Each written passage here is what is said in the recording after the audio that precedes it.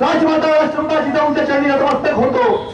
सप्तवतीचे जन्मोजवेना मध्यान्नीचा सूर्य पाहवेना मुखित वैश्वानर बांधवेना तैसा शिवाजी नृपदिंदवेना. सातात समुद्राचं पाणी कुणालाही मोजता येत नाही, मध्यान्नीचा सूर्य कुणालाही पाहता येत नाही आणि मुखामध्ये जसं अग्नीला धरता येत नाही तसं माझ्या छत्रपती शिवरायांनाही चिंता येत नाही. सिंहाच्या जबड्यात घालून हात मोजिले दात ही जात मराठ्याची.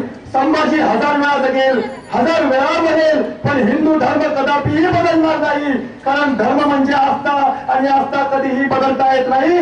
42 दिवस रक्तमांसाचे तुकडे तुकडे झेलून सुद्धा ज्याने आपला स्वाभिमान कधीही गहाण ठेवला नाही असा स्वातंत्र्यवीर धर्मवीर संभाजीरायांना नमन करतो. आज तुमच्या समोर छत्रपती शिवरायांचा इतिहास मांडायला मिळालेला नाही. कारण छत्रपती शिवराय महाराष्ट्रापुरता मर्यादित नाही, हिंदुस्थानापुरता मर्यादित नाही, तर ते जगाच्या हृदयावर अधिराज्य गाजवतात. माउंटेन सिस्टर नावाचा इतिहासकार ज्यांनी छत्रपती शिवरायांवर पहिलं पुस्तक लिहिलं द ग्रेट मराठा, तो म्हणतो की जगाच्या पाठीवर एकमेव असा माणूस जन्माला आला ज्याने स्वराज्याचं रणशिंग फुंकलं, ज्याने भारताच्या खरं स्वातंत्र्याची अस्मिता पेरली. तो म्हणतो की जर महाराज आमच्या देशात जन्माला आले असते तर आम्ही अवघ्या जगावर राज्य केलं असतं. जर तो यदा कदाचित आज जिवंत असता तर मी त्याला एकच गोष्ट सांगितली असती, म्हणून महाराज तुमच्या देशात जन्माला आले नाही कारण तुम्ही जगावर राज्य करतात, पण जगातल्या प्रत्येक व्यक्तीच्या हृदयावर महाराजांनी राज्य केले आणि म्हणून या पवित्र हिंदुस्थान भूमीत महाराज जन्माला आले. आता पुण्याला एका शिबिराला गेलो होतो.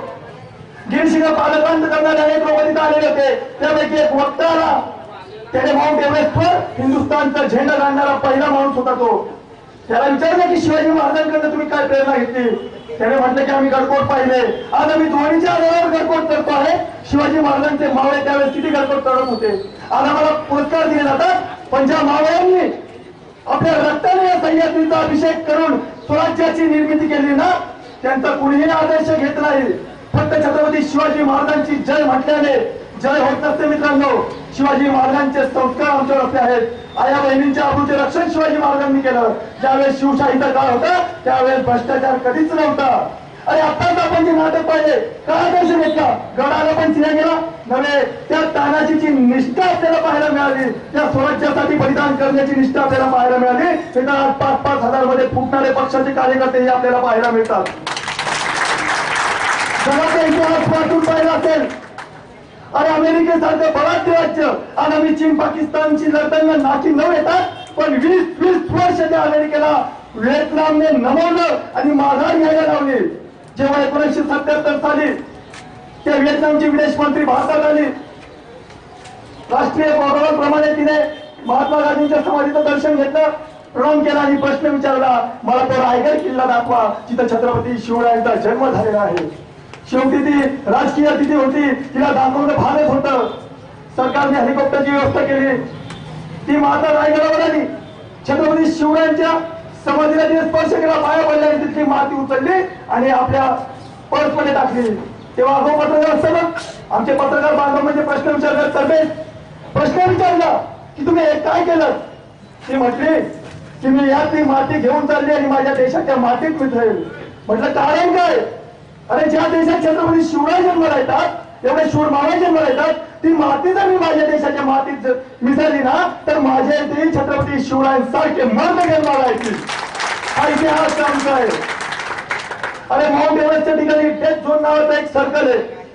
तिथे जगातला कुठल्याही माणसाचा कुठल्याही राजाचा पुतळा उभारण्यात आला नाही, पण आमच्या छत्रपती शिवरायांचा पुतळा तिथे आहे, याचा मला अभिमान आहे. एक कवी म्हणतो, शुभ तुझ्या मराठ्यांमध्ये ती आग राहिली नाही, शुभ तुझ्या मराठ्यांमध्ये ती जाग राहिली नाही. अरे बोटत झाल्या आता तलवारीच्या बाकी, धर्मभेद येथे विखुरलेल्या जाती, आता एकतेची ती बात राहिली नाही आणि शुभा तुझ्या मराठ्यांची ती जात राहिली नाही. ही शोकांतिका का मांडावी लागते. फक्त छत्रपती शिवराय जयंती पुरता मर्यादित असावे, फक्त छत्रपती शिवराय आपल्या पुतळ्याला अर्पण करणे, हार अर्पण करणे पुरता मर्यादित असावे. त्यांचे विचार तुमच्या मस्तकात जेव्हा भरले जातील तेव्हा तुमचं मस्तक कधीही नतमस्तक होणार नाही. आपल्या ती दोही आपल्याला मारतंय, नाहीतर मराठ्यांना आणि महाराष्ट्राला हरवणारा एकी मायकालाल या जगामध्ये पैदा झालेला नाही. मराठ्यांचा इतिहास इतका प्रेरणादायी आहे आणि छत्रपती शिवाजी महाराजांना कथा कादंबऱ्यांमध्ये कधीही शोधू नका. वासी बेंद्रे नावाच्या इतिहास तज्ञाने 40 वर्ष मेहनत करून हजारो कागदपत्र एकत्र करून छत्रपती शिवरायांचा खरा इतिहास लिहिलेला आहे. तो इतिहास जेव्हा तुम्ही वाचाल तेव्हा शिवाजी महाराज काय हे तुम्हाला कळेल. म्हणून महाराजांना हिंदुस्थान आणि महाराष्ट्र पुरता मर्यादित करू नका. महाराज हे जगाचा वारसा आहेत. आणि जुलियस सीझरने साम्राज्य निर्माण केलं, सिकंदरने साम्राज्य निर्माण केलं, नेपोलियन बोनापार्टने साम्राज्य निर्माण केलं. सगळ्यांना शिकस्त मिळाली, पण जगाच्या इतिहासात अवघी 50 वर्ष जगणारा आणि सुवर्णाक्षरात इतिहासात महाराष्ट्राचं हिंदुस्थानचं नाव लिहिणारा फक्त एक आणि एकच युगपुरुष होता, तो म्हणजे छत्रपती शिवराय. आणि त्यांचा वारसा असल्यामुळे आज तुम्ही आम्ही इथं भगवा रंग धारण करून बसलो आहोत.